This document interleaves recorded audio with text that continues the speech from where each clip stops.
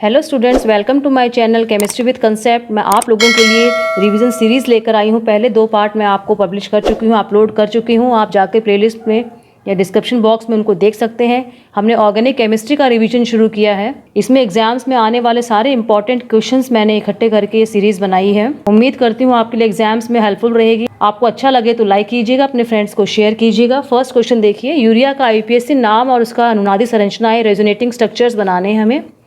ये मैंने यूरिया का स्ट्रक्चर बना दिया है।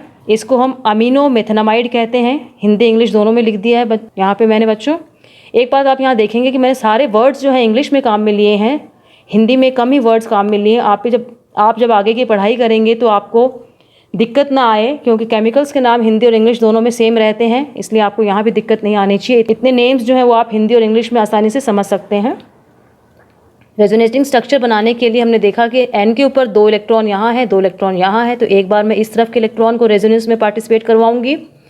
ओ जो है कार्बन के कंपैरिजन में ज़्यादा इलेक्ट्रोनेगेटिव है, इस पाई बॉन्ड के इलेक्ट्रॉन को अपनी तरफ खींचेगा, ओ पे माइनस का निशान आ जाएगा। एन जो है अपने इलेक्ट्रॉन दे रहा है तो इस पर प्लस का निशान आ जाएगा। नेक्स्ट रेजोनेटिंग स्ट्रक्चर जो मैंने बनाया है, इस एन के ऊपर जो इलेक्ट्रॉन्स हैं लोन पेयर वाले, वो पार्टिसिपेट करेंगे रेजोनेंस में। यहाँ भी ओ जो है खींचेगा, यहाँ सिंगल बॉन्ड आएगा और O के ऊपर माइनस का निशान आ जाएगा, और ये जो है NH2 हो जाएगा। ये डबल बॉन्ड यहाँ आ जाएगा, सिंगल बॉन्ड, O का जो बॉन्ड है बच्चों सिंगल है ये, और ये NH2 हो जाएगा। ये हमारे जो हैं रेजोनेटिंग स्ट्रक्चर्स हैं यूरिया के। नेक्स्ट क्वेश्चन है, हमें जो दिए हुए हैं इनका क्षारकता का बेसिसिटी का क्रम लिखना है हमें। एक अमोनिया और मैंने ऐड कर दिया है इसमें। क्वेश्चन बच्चों बहुत ही इंपॉर्टेंट है, इसको बड़े ध्यान से देखेंगे कि यहाँ जब CH3 होगा तब क्या होगा, और यहाँ पे C2H5 होगा तब क्या होगा। पहले ये वाला है, इसको A और P पार्ट कर देती हूँ मैं। ये क्वेश्चन है एग्जाम में आने वाला, इसको आप टिक मार्क कर लीजिए। यहाँ देखिए, जब हम निकालते हैं बेसिसिटी एमिन्स के, तो उसमें 3 जो हैं फैक्टर्स वो बेसिसिटी निकालते टाइम देखे जाते हैं। फर्स्ट है इंडक्टिव इफेक्ट, प्रेरणिक प्रभाव। बच्चों मैं इंग्लिश में लिख रही हूँ, लेकिन साथ में इसको हिंदी में क्या कहते हैं वो बोल रही हूँ। आप वीडियो पॉज करके साथ साथ नोट्स बना सकते हैं, अपने कॉपी में लिख सकते हैं। दूसरा है सॉल्वेशन इफेक्ट, जिसको हम विलायकन प्रभाव कहते हैं, पानी में घुलना इफेक्ट है ये। थर्ड जो है हमारा स्टेरिक हिंड्रेंस बोलते हैं, त्रिविम बाधा। ए पार्ट देखिए, पहले जहाँ जगह कम है यहाँ लिख देती हूँ।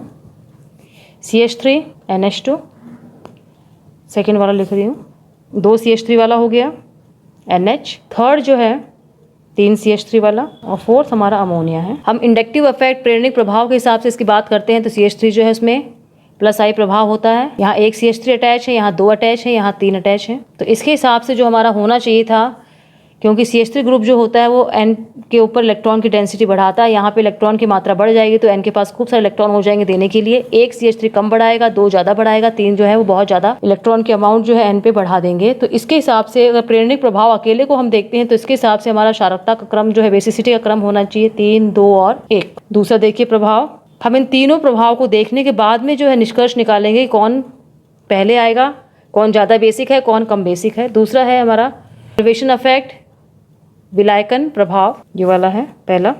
इसको मैं खोल के लिख रही हूँ। जब इसको पानी में डिसॉल्व करते हैं पानी के साथ तब क्या होता है, इसमें से H+ जो है वो यहाँ आके लग जाता है, क्योंकि H2O जो है वो OH- और H+ के फॉर्म में रहता है, तो H+ यहाँ आके लग जाता है। तो ये क्या बन जाता है देखिए, एक H और लग गया, CH3 तो लगा हुआ है, और पानी के साथ में ये जो है हाइड्रोजन बॉन्ड बना लेता है। तो यहाँ हम देखेंगे ये पानी के साथ में 3 हाइड्रोजन बॉन्ड बनाने की कैपेसिटी रखता है। ये निकल जाएगा टूट कर, क्योंकि नाइट्रोजन की जो होती है 1, 2, 3 होती है। पानी आके यहाँ अटैच हुआ, H यहाँ आ गया, और ये जो निकलेगा वो साथ में इसके जो निकलेगा ना वो CH3OH के फॉर्म में निकल जाएगा। पानी का जो है यहाँ देखिए, पानी जो है H और OH में ब्रेक होता है। H जो है वो तो इसके साथ लग गया तो यहाँ प्लस का निशान आ जाएगा, और OH जो है वो इस CH3 को लेके निकल जाएगा इस फॉर्म में। तो हमारा ये बन जाएगा, इसमें 3 H2 आके अटैच हो सकते हैं। दूसरे वाला देखिए, जिसमें हमारा सिर्फ NH है और 2 CH3 हैं, ये वाला। इसमें जो है H आके लगेगा, जब इसमें वाटर मॉलिक्यूल में इसको डिसॉल्व करेंगे, पानी में डिसॉल्व करेंगे तो वाटर मॉलिक्यूल का H+ आके इसमें लगेगा। तो जो हमारा फॉर्म होगा वो देखिए, एक H तो इसका खुद का है, एक ये है, प्लस का निशान लेकर आएगा, तो इसमें 2 हाइड्रोजन बॉन्ड बनेंगे। ऐसे हम 3 डिग्री वाला देख लेते हैं, N है इसमें, और 3 CH3 N है और 3 CH3 इसके लगे हुए हैं। ये 3 CH3 तो निकल जाएंगे, पानी का जो है H+ आके इसके लग जाएगा, ये हमारा NH+ हो जाएगा, और ये जो है एक ही हाइड्रोजन बॉन्ड बना पाएगा, ये 2 बना रहा है, ये 1 बना रहा है, ये 3 हाइड्रोजन बॉन्ड बना रहे हैं, तो ये ज़्यादा स्टेबल है, ये कम है, ये और कम हो गया। सॉल्वेशन इफेक्ट के हिसाब से हमारी जो क्रम हो जाएगा वो हो गया, ये तो इसके हिसाब से हो गया 1 डिग्री, ये हमारा 1 डिग्री था, ये 2 डिग्री है, ये 3 डिग्री है, ये हमारा क्रम हो गया। तीसरा है त्रिविम बाधा के हिसाब से। ये देखिए, हमें पता है कि जितने ज़्यादा बड़े बड़े ग्रुप चारों तरफ होंगे उतनी ज़्यादा त्रिविम बाधा होगी। इसमें 1 CH3 है तो त्रिविम बाधा कम है, इसमें 3 CH3 लगे हुए हैं, इनकी चारों तरफ त्रिविम बाधा ज़्यादा है, इसमें 2 CH3 लगे हैं तो इसकी तुलना में कम है और इसकी तुलना में ज़्यादा त्रिविम बाधा स्टेरिक हिंड्रेंस यहाँ है। तो स्टेरिक हिंड्रेंस के हिसाब से जो क्रम हो जाएगा वो हमारा हो जाएगा 1 2 3। 3 वाले में त्रिविम बाधा ज़्यादा है, इससे सबसे लास्ट में लिखा है मैंने। अब इन तीनों क्रम को हम कंपेयर करेंगे, इस वाले को, इसको वाले को और इस वाले को। हम देखेंगे कि 2 जो है वो बीच में है, तो 2 वाला जो है 2 डिग्री वाला वो सबसे पहले सबसे ज़्यादा बेसिक होगा, उसके बाद में 1 डिग्री आता है और उसके बाद में 3 डिग्री आता है। 3 डिग्री जो है ये रहा। 3 डिग्री में हमें एक ध्यान देने योग्य बात जो है, ध्यान देने लायक बात जो है वो ये है कि अगर CH3 है जिसका साइज़ छोटा है तो इसमें सॉल्वेशन जो है उसके हिसाब से हम देखेंगे, सॉल्वेशन प्रभाव जो है उसके हिसाब से हम देखेंगे। अगर साइज़ CH3 है तो 2 को पहले लिखेंगे, 3 को बाद में लिखेंगे। अगर C2H5 है, मान लीजिए हमारा C2H5 है, तो हमारा क्रम जो हो जाएगा ये अदला बदली हो जाएंगे, हमारे 3 पहले आ जाएगा, क्योंकि उसमें जो है हम प्रभाव देखेंगे वो इंडक्टिव इफेक्ट देखेंगे, जिसका इंडक्टिव इफेक्ट ज़्यादा होगा वो आगे आ जाएगा, प्रेरणिक प्रभाव जिसका ज़्यादा होगा वो आगे आ जाएगा। दोबारा देखिए, अगर CH3 है, ये पहले वाला केस है, तो इसमें जो है 3 तरह के प्रभाव हमने देखे कि क्षारकता निकालने के लिए हमें 3 तरह के प्रभाव देखने पड़ते हैं। इंडक्टिव इफेक्ट के हिसाब से 3 डिग्री, 2 डिग्री, 1 डिग्री का क्रम होना चाहिए बेसिसिटी का। सॉल्वेशन इफेक्ट के हिसाब से हमारा क्रम होना चाहिए 1 डिग्री, 2 डिग्री और 3 डिग्री। स्टेरिक हिंड्रेंस त्रिविम बाधा के हिसाब से हमारा क्रम होना चाहिए 1 डिग्री, 2 डिग्री और 3 डिग्री। तो हम देखेंगे कि दूसरा और तीसरे वाला क्रम, ये वाला और ये वाला क्रम जो है सेम है। इस क्रम में और इस क्रम में 2 जो है वो बीच में आ रहा है, सब में 2 बीच में है, तो 2 को हम आगे लिखेंगे, उसके बाद हम 1 लिखेंगे और उसके बाद हम 3 लिखेंगे। ये हमारा केस कब है? जब CH3 है। अगर CH3 की जगह हमारा C2H5 होगा, ये देखिए, अगर CH3 की जगह हमारा C2H5 है तो जो सॉल्वेशन प्रभाव जो है और इंडक्टिव प्रभाव है, सॉल्वेशन प्रभाव का हमारा ये रहा क्रम और इंडक्टिव प्रभाव का हमारा क्रम ये रहा। अगर C2H5 है तो इन दोनों क्रमों को ध्यान में देखना है और हमारा 2 3 1 2 डिग्री, 3 डिग्री और 1 डिग्री जो है क्रम हो जाएगा इसका। 2 तो जो है मेथिल में भी सामने रहेगा, ज़्यादा बेसिक है मेथिल में भी, एथिल में भी, लेकिन 1 और 3 जो है इसके बीच में अदला बदली हो जाएगी। मेथिल समूह है तो 1 डिग्री ज़्यादा बेसिक होगा 3 डिग्री से, क्योंकि सॉल्वेशन प्रभाव देखेंगे इसमें हम मेथिल के केस में सॉल्वेशन प्रभाव में 1 3 से आगे है तो यहाँ लिखा है। और जब हम एथिल की बात करेंगे उस समय हम इंडक्टिव प्रभाव को देखेंगे, 3 1 से आगे है तो हम यहाँ पे 3 पहले लिख देंगे, 1 बाद में लिख देंगे। 3 पहले लिखेंगे और 1 बाद में लिखेंगे। बच्चों उम्मीद करती हूँ कि आपको समझ में आया होगा। तो क्रम हमारा हो जाएगा इसके हिसाब से आप देख लेंगे। मेथिल के लिए 2 1 3 2 डिग्री 1 डिग्री 3 डिग्री, एथिल के लिए 2 डिग्री 3 डिग्री 1 डिग्री। इसमें 2 डिग्री कौन सा है? ये वाला। N जो है 2 CH3 से जुड़ा हुआ, ये 2 डिग्री है, ये 3 डिग्री है, ये 1 डिग्री है। ये NH3 जो है, ये वाला NH3 जो है हमेशा जो है यहाँ 3 डिग्री से पहले आएगा। NH3 जो है यहाँ 3 डिग्री से पहले आएगा, इस जगह पे आएगा, उसके बाद 3 डिग्री आएगा। अगर अमोनिया दिया हुआ है तो उसको यहाँ रखेंगे 3 डिग्री से पहले, यहाँ भी 3 डिग्री से पहले ही रखेंगे अमोनिया को। नेक्स्ट क्वेश्चन है, एनिलीन अमोनिया से कम बेसिक क्यों है? एनिलीन जो है उसका स्ट्रक्चर बनाएंगे तो हमें आधा आंसर हमारे समझ में आ जाएगा। ये एनिलीन है, इसके ऊपर 2 इलेक्ट्रॉन है। बेसिक का मतलब है, क्षारीय का मतलब है ये इलेक्ट्रॉन जो है अगर ये देगा तो ये क्षारीय है, नहीं देगा तो कम क्षारीय या क्षारीय नहीं है। ये हमारा अमोनिया है, इस पर भी 2 इलेक्ट्रॉन है। एनिलीन जो होता है इसमें 2 इलेक्ट्रॉन, जो लोन पेयर जो है ये इस बेंजीन वलय के साथ में अनुनाद में भाग लेता है और हमें अनुनादी संरचनाएं मिलती हैं। इसको रेजोनेंस कहते हैं अनुनाद को। अनुनाद का एक पूरा वीडियो मैंने अपने चैनल पर डाल रखा है, आप जाके तो प्लेलिस्ट में इसको आराम से देख सकते हैं। अनुनाद कैसे बनाते हैं, कितनी आसानी से हम अनुनाद बना सकते हैं, उस वीडियो को देखने के बाद में आप समझ जाएंगे। मैं आपको शॉर्ट में यहाँ बता रही हूँ। N के इलेक्ट्रॉन तो ये NH2 हो जाएगा, इस पर प्लस का निशान आ जाएगा, यहाँ डबल बॉन्ड हो गया। ये बॉन्ड है, इसके इलेक्ट्रॉन जो है यहाँ ट्रांसफ़र, इस टिप पे ट्रांसफ़र हो जाएंगे कार्बन पे, यहाँ माइनस का निशान आ जाएगा। बाकी को ऐसे वैसे लिखना है। नेक्स्ट स्ट्रक्चर जब बनाएंगे, ये माइनस से इसका बॉन्ड बन जाएगा, ये बॉन्ड है इसका माइनस बन जाएगा। जब बॉन्ड का मैं माइनस बना रही हूँ तो एरो को टिप पे ला के छोड़ रही हूँ, और जब माइनस का बॉन्ड बना रही हूँ तो एरो को इस बॉन्ड के बीच में ला के छोड़ रही हूँ। क्या स्ट्रक्चर बनेगा देखिए। दोबारा माइनस का बॉन्ड बनेगा, बॉन्ड का माइनस बनेगा। पहले जो डिस्टर्ब नहीं है उसको लिख देते हैं, ये ऐसे कैसे लिख देते हैं इसको। यह माइनस हो गया, इसमें माइनस का बॉन्ड बन जाएगा, बॉन्ड जो है वापस अपने इलेक्ट्रॉन्स जो है बॉन्ड के ऊपर चले जाएंगे। इस तरह से हमें एरोमेटिक संरचनाएं मिलेंगी। एन के ऊपर उपस्थित इलेक्ट्रॉन जो है बेंजीन के साथ में रेजोनेंस में पार्टिसिपेट कर रहे हैं, इसलिए ये दूसरों को देने के लिए अवेलेबल नहीं हो पाते हैं, इसलिए कम क्षारीय है, कम बेसिक है ये। अमोनिया में ऐसा नहीं होता, इसलिए ज़्यादा बेसिक है। जो भी इलेक्ट्रॉन प्रेजेंट है ये अवेलेबल रहते हैं देने के लिए, दे सकता है, इसलिए ये मोर बेसिक है एज कम्पेयर टू एनिलीन। बच्चों देखिए नेक्स्ट क्वेश्चन है, आपको एलिफेटिक और एरोमेटिक अमीन में डिफ्रेंशिएट करना है। उसके लिए टेस्ट लिखना है, आप किस तरह से टेस्ट करके इसको डिफ्रेंशिएट कर सकते हैं। ये मैंने एरोमेटिक अमीन लिखा है, ये मैंने एलिफेटिक अमीन लिखा है। जब एरोमेटिक अमीन का NaNO2 और HCl के साथ में हम रिएक्शन करवाएंगे, इसको हम HNO2 भी कह सकते हैं, तो हमें डाइजोनियम क्लोराइड मिलेगा, बेंजीन डाइजोनियम क्लोराइड। और जब एथिल अमीन एलिफेटिक अमीन का हम रिएक्शन करवाएंगे NaNO2 के साथ में और HCl के साथ में, चाहे इसको NaNO2 HCl लिख दीजिए चाहे HNO2 लिख दीजिए, तो हमें जो मिलेगा वो अल्कोहल मिलेगा, इथेनॉल। इस रिएक्शन के द्वारा हम जो है डिफरेंशिएट कर सकते हैं एलिफेटिक और एरोमेटिक अमीन्स में। अगला है अपने को मेथनॉल से इथेनॉल व एथेनॉल से मेथनॉल कैसे बनेगा। एक कार्बन बढ़ाने वाला और एक कार्बन कम करने वाला रिएक्शन जो है हमें करना है। कार्बन बढ़ाना और कार्बन कम करने के लिए भी मैं एक वीडियो जो है ट्रिक वाला डाल चुकी हूँ। आप किस तरह से कार्बन को बढ़ाएंगे तो कौन सा रिएक्शन करवाएंगे, कार्बन को घटाएंगे आप तब कौन सा आपको रिएक्शन करवाना होगा।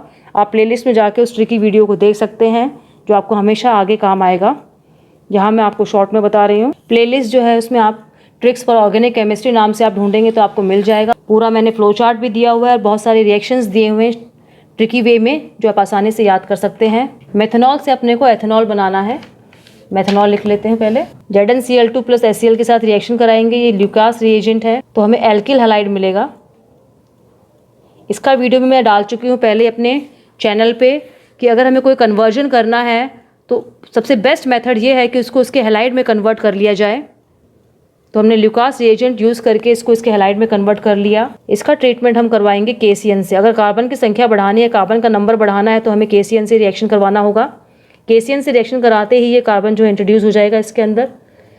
किस तरह से बनेगा बॉन्ड, किस तरह से बॉन्ड बनेगा और पुराने बॉन्ड टूटेंगे वो देखिए। ये हमारा बन गया CH3Cl। KCN से रिएक्शन करवाया, KCl निकल जाएगा, CN जो है CH3 से आके अटैच हो जाएगा।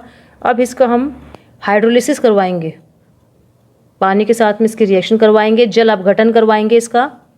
3 वाटर मॉलिक्यूल हमारे काम आएंगे। ये बॉन्ड टूटेगा, इसको मैं ऐसे लिख रही हूँ, वाटर मॉलिक्यूल को 3 काम में लिए हैं, 1 2 3। ये हमारा अमोनिया के फॉर्म में निकल जाएगा, जो हमें मिलेगा वो देखिए, और साथ में हमारा NH3 निकल जाएगा। एक कार्बन पे कभी भी जो है एक से ज़्यादा OH नहीं रह सकते हैं, तो यहाँ से एक वाटर मॉलिक्यूल निकल जाएगा। हमारा एसिड मिल गया।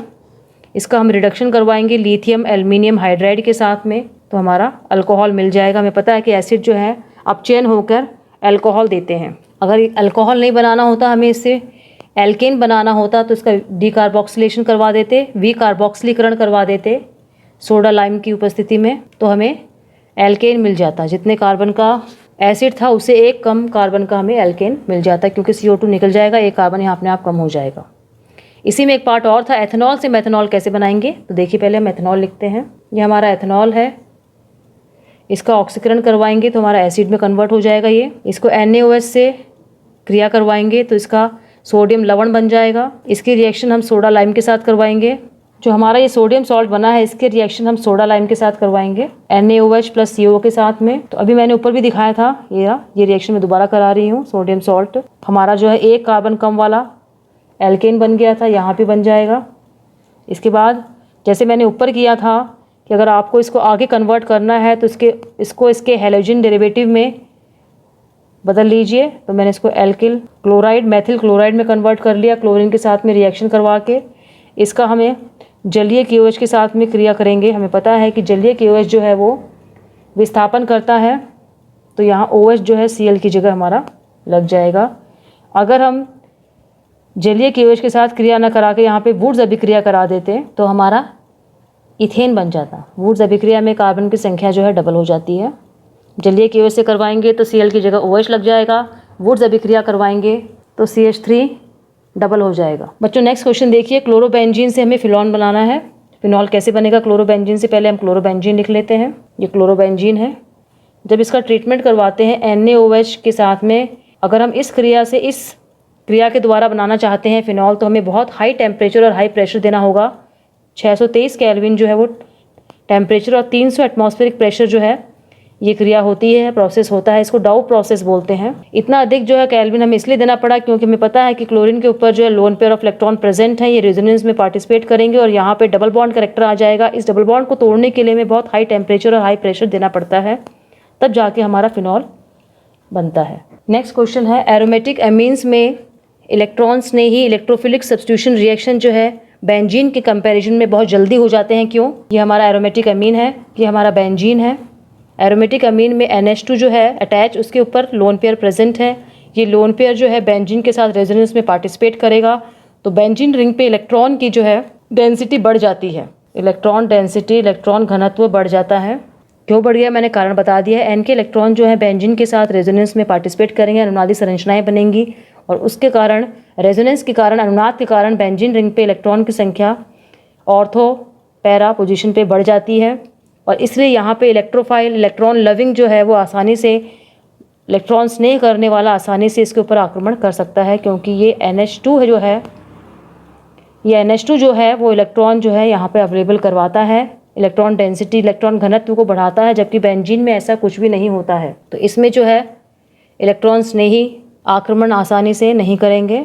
बेंजीन में इलेक्ट्रॉन स्नेही जो है अभिक्रियाएँ जो है आसानी से हो जाएंगी। तो अगर रीज़न पूछते हैं तो रेजोनेंस के कारण इलेक्ट्रॉन डेंसिटी बेंजीन पे बढ़ जाती है, अनुनाद के कारण इलेक्ट्रॉन डेंसिटी बढ़ जाती है, आपको रीज़न देना होगा। नेक्स्ट क्वेश्चन है, अमाइड की तुलना में अमाइन अधिक क्षारीय होते हैं, क्यों? स्ट्रक्चर बना रही हूँ मैं अमाइड का। ये अमाइड है हमारा, 2 इलेक्ट्रॉन N पे प्रेजेंट है। ये हमारा अमाइन है, यहाँ भी 2 इलेक्ट्रॉन प्रेजेंट हैं। ऑक्सीजन इलेक्ट्रोनेगेटिव है, इस बॉन्ड के इलेक्ट्रॉन को अपनी तरफ खींचेगा। जैसे इस बॉन्ड के इलेक्ट्रॉन को अपनी तरफ खींचेगा, यहाँ पार्शियल पॉजिटिव निशान आ जाएगा, यहाँ पार्शियल नेगेटिव निशान आ जाएगा। पॉजिटिव निशान आने के कारण ये इलेक्ट्रॉन जो हैं यहाँ रेजोनेंस में पार्टिसिपेट करेंगे और जो पैटर्न बन रहा है single bond, lone pair, single bond, double bond, ये रेजोनेंस का पैटर्न है। मैंने एक वीडियो पूरा जो है रेजोनेंस किस तरह से पहचानेंगे, अलग अलग प्रोडक्ट्स में, अलग अलग कंपाउंड्स में रेजोनेंस को किस तरह से आइडेंटिफाई करेंगे, पूरा वीडियो डाल रखा है। आप प्लेलिस्ट में जाकर या डिस्क्रिप्शन बॉक्स में जाकर उसको देख सकते हैं। ट्रिकी वीडियोज़ जो है मेरे, उसके अंदर एक रेजोनेंस का भी वीडियो है। तो इसमें रेजोनेंस होगा, रेजोनेंस होने के कारण जो N के ऊपर जो इलेक्ट्रॉन प्रेजेंट हैं वो देने के लिए अवेलेबल नहीं हो पाएंगे, इसलिए ये लेस बेसिक है। जबकि प्राइमरी एमीन या एमीन में N के इलेक्ट्रॉन जो है मोर अवेलेबल हैं देने के लिए, इसलिए मोर बेसिक है। इलेक्ट्रॉन देने वाले को हम बेसिक कहते हैं। क्वेश्चन नंबर 9 है, एनिलिन से हमें क्लोरोबेंजीन बनाना है। एनिलिन से क्लोरोबेंजीन बनाना है, क्वेश्चन नंबर 9 है हमारा। एनिलिन लिख लेते हैं पहले हम। ये हमारा एनिलिन है, हमें क्लोरोबेंजीन बनाना है। इसका NaNO2 प्लस HCl के साथ में रिएक्शन करवाएंगे। टेम्परेचर जो होगा 0 से 5 डिग्री सेल्सियस तक होता है। पहले हमारा डाइजोनियम क्लोराइड बनेगा और उसके बाद में सैंड में रिएक्शन करवाएंगे इसको Cu2Cl2 या फिर CuCl HCl के साथ में, तो हमारा क्लोरोबेंजीन बन जाएगा। ये रिएक्शन जो है हमारी सैंडमेयर रिएक्शन है। एनिलिन को NaNO2 HCl के साथ में ट्रीट किया हमने, 0 से 5 डिग्री सेल्सियस टेम्परेचर रखा, डाइजोनियम बेंजीन, डाइजोनियम क्लोराइड बना। Cu2Cl2 या CuCl HCl के साथ रिएक्शन करेंगे, इसको सैंडमेयर रिएक्शन कहते हैं, तो हमारा क्लोरोबेंजीन बन जाएगा। बेंजीन से डाइफेनिल बनानी है। ये आपने रिएक्शन देखी होगी जहाँ आपने वुड्स रिएक्शन, फिटिक रिएक्शन पढ़ी है, वुड्स फिटिक रिएक्शन पढ़ी है। ये हमारी जो है फिटिक रिएक्शन है, लेकिन फिटिक रिएक्शन के लिए हमें इसको बेंजीन को इसके क्लोरो डेरिवेटिव में कन्वर्ट करना पड़ेगा। क्लोरो डेरिवेटिव में कन्वर्ट करने के लिए पहले हम इसका रिएक्शन करवाएंगे FeCl3 के साथ में। बेंजीन का हमने रिएक्शन करवाया FeCl3 के साथ में, तो ये क्लोरोबेंजीन बन जाएगा। क्लोरो डेरिवेटिव जो होते हैं, क्लोरो व्युत्पन्न जो होते हैं, चाहे एरोमेटिक कंपाउंड के हों चाहे एलिफेटिक कंपाउंड को हों, एक बहुत ही अच्छे स्टार्टिंग प्रोडक्ट होते हैं बहुत सारी रिएक्शंस के लिए। इसलिए हम ये कोशिश करते हैं कि कोई भी कन्वर्जन हमें करना है तो पहले उसको उसके क्लोरो डेरिवेटिव में कन्वर्ट कर लें। इसीलिए हमने बेंजीन को क्लोरोबेंजीन में कन्वर्ट किया है FeCl3 को काम में लेकर। ये एक तरह का इलेक्ट्रॉन स्नेही प्रतिस्थापन है, इलेक्ट्रोफिलिक सब्स्टिट्यूशन है ये, इलेक्ट्रॉन स्नेही प्रतिस्थापन। क्लोरोबेंजीन को बाद में हम फिटिक रिएक्शन कर देंगे इस पे Na और शुष्क ईथर की प्रेजेंस में, तो ये डबल हो जाएगा हमारा बेंजीन रिंग जो है डबल हो जाएगी। ड्राई ईथर, कुछ टर्म्स मैंने हिंदी में लिखे हैं, कुछ मैंने इंग्लिश में लिखे हैं ताकि दोनों इंग्लिश मीडियम और हिंदी मीडियम वाले बच्चों को दिक्कत नहीं आए। डाईफेनिल या बाईफेनिल हमारी बन जाएगी, ये देखिए ये हमारी बाईफेनिल बन गई, या डाईफेनिल, दोनों एक ही चीज़ है। बच्चों उम्मीद करती हूँ ये रिएक्शंस आपको समझ में आए होंगे, आपके लिए काफ़ी हेल्पफुल रहेंगे। इस चैनल को सब्सक्राइब कीजिएगा, आप अपने फ्रेंड्स को भी शेयर कीजिएगा, लाइक कीजिएगा, बेल आइकन प्रेस कर देंगे तो आपको आगे आने वाले मेरे ऑर्गेनिक के वीडियोस और बाकी रिवीजन वीडियोस टाइमली मिल सकेंगे। थैंक यू बच्चों।